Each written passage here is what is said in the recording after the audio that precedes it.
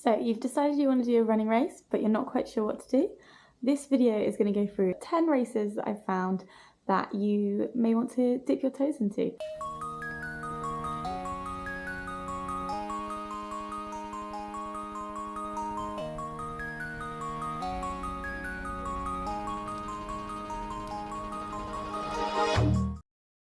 So I've chosen races that aren't a marathon length, so they're all shorter than a marathon, which is pretty nice if you're not up for that distance just yet. And most of them are in the UK, so UK runners, this should be a nice little list for you. I think there's one or two that are abroad because they just look fun and I can not say them. So I don't know how many of these races you'll have heard of before, but for today, these are my 10 races that are under marathon length that you may want to check out. Number one race is the London Landmarks Half Marathon. So I've not done this one before, but you run around London hitting all the tourist sites that you might want to hit. So it's a good one if you're new to the country and you've come into London and you want to sightsee for a day. A good event to do that, and also run a half marathon at the same time. But also a nice event for those that are from maybe London or the UK who just want to, do something a bit different. Instead of the London Marathon, you might want to do the London Landmarks Half Marathon. If I'm not mistaken, it's also a pretty flat course as well, so you might get fast time if that's what you're going for. My second choice would be any of the Trust 10 events that take place at National Trust sites. They happen almost once a month. I think some of them only do summertime because wintertime, obviously, with those kind of events, it might get a bit boggy and they don't want too much damage going onto the land. So once a month, there's a free event over at National Trust properties where you run 10k. And the one that I've specifically done quite recently was Golden Cap. So it starts at Stonebower Estate and then you run along the coast path and then go up Golden Cap and then all the way back down. I think I should have a video of that route if you want to go check it out. It should be a link somewhere on screen to go and see that. But yeah, they're just quite nice events. They're free as well, so if you don't want to spend that much money on events, that's a good way to do it.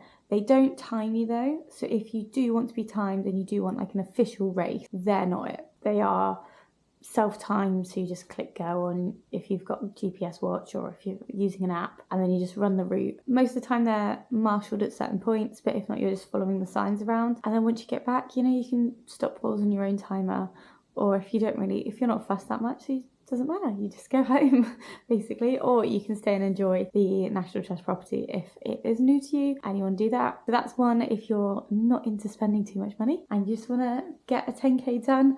But most of them are actually fairly hilly and traily, so if you want to do longer trail events, it might be a nice entry point where you haven't had to pay out too much money to experience what a trail race is like. So number 3 would follow on quite nicely after a Trust 10. So if you've done Trust 10 and you want a bit more trail experience, the New Forest Half Marathon. So I have yet to do this one. I think actually quite a lot of the ones on this list I haven't done yet, but it does look really good. So it's just a half marathon in the New Forest. What more could you want? So there's a trail, there's some woods, lots of trees, and just a really nice view. I think you probably also see deer as well because that is what the New Forest has. Also lots of ponies. It's hosted by Garmin, so a pretty big sponsor for the race, and it normally takes place in September, so where it's just getting a little bit colder, so not as bright and sunny as the sunshine in the summer that you'd hope. Although I think this year it's actually really hot for the day, but not super, super cold. So a nice kind of time for a trail race, I think. And that's a half marathon race distance. The next race I have put in is actually quite a big category. So for number 4 is any kind of time-based solo or relay event. So these are kind of they're honestly just a bit unique, which is why they're on the list. So you basically have, let's say, 6 hours. And the idea is how far can you run in that 6 hours?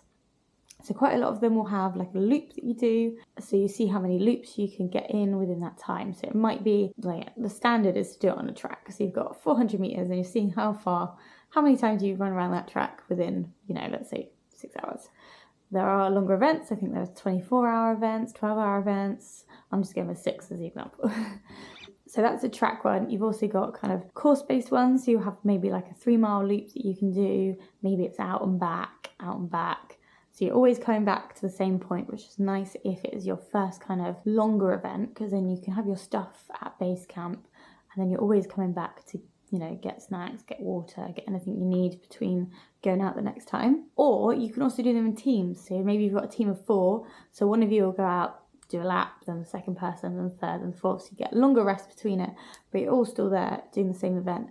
Also means that you're not running for 6 hours if you're doing it in a team. You can, you know, chop and change, so maybe one of you is getting a bit tired, so another one of you does an extra lap, things like that. But also quite good fun, especially if you're doing the team one. It's a little bit less effort and just a nice environment. Number 5 then, this one is the Y Valley Trail Race. So I did this 2, maybe 3 years ago. It starts at Chepstow Racecourse, and then you go out along the Wye River, and then all the way back down. So you go out, I think you turned around at Tinton, I think it was, and then all the way back. It's a half marathon, well, it's just over a half marathon distance, so it was 24 kilometres when I did it. Of course, might have changed since when I last did it, but it is very hilly. So don't go thinking it'll be a nice day out, because whilst it is nice, there is also some hills that you have to get up. So it may take you a little bit longer than expected. You run along the river, which is really, really nice. When you get to Tinton Abbey, that's basically just like a big landmark that's kind of like just a really old abbey, so it is falling apart. It is basically just a skeleton of an abbey, but once you get there, you can just see the view around, and it's really good. And then you run back along the river and you get to Chepstow Castle, and then you're basically back at the racecourse. But that last 5k is a little bit of a drag, so do watch out. We also, when we did it, it was a really, really sunny day, and we did not have enough water with us. So we were just like, we spent a good time being like, when's the next water stop? When's the next water stop? So do come prepared for that race, especially if it is unexpectedly sunny like it was when we did it. And that is organised by Dave Talbot Running Events. So a smaller company, so I thought you might not have heard of it. So I thought I'd shout that one out because it was a really pretty race. Number 6 is almost another small company, although they're quite big if you're in the area. So this is Relish Running. So if you're from Somerset, like Bath area, you've probably heard of them because they do loads. They've got 10Ks in the centre of Bath. They've got half marathons, they've got marathons, they've got things up over on the skyline. They've also got things over Cheddar Gorge going on now.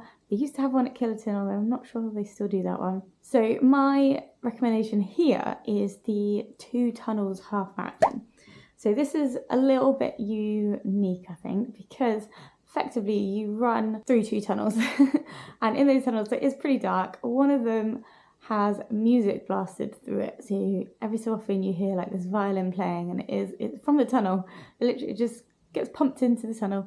One of the tunnels is 1 mile long, which is very long, so if you're claustrophobic, I do not recommend this race, because, you know, once you're in that tunnel, you're in that tunnel. It is pretty pitch black. There's like minimal light at the side, and you just run and try and find the exit, basically. The other tunnel is only about 400 metres, so not as long, a nice little entry point. So the 2 tunnels run about 4 times a year. One of them, actually I think it's a couple of times a year, it is just an out and back.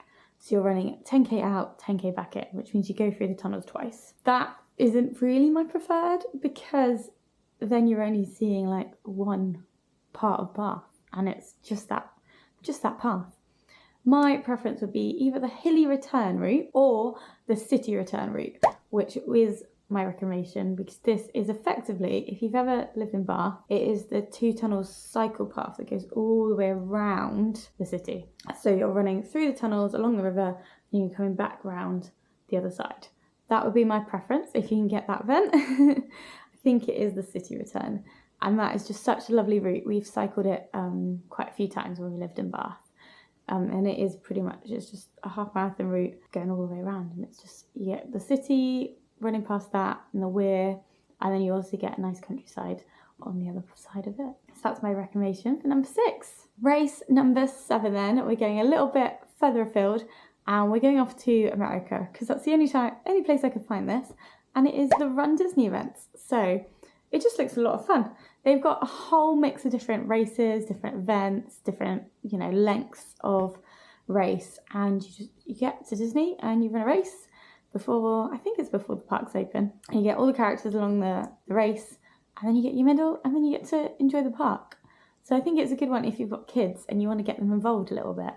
You can, book your holiday and then book a little race, get them to do something before they have all their ice cream and sugary treats whilst they're at the park. The one thing I would say is that it feels like it's quite expensive. So do look out if you are booking that, because it does seem a little bit overpriced for what it is, but I guess you've got that Disney label attached to it. Number 8 then, we are off into Devon, so that's where I'm currently based, and that is the Grizzly or the Cub.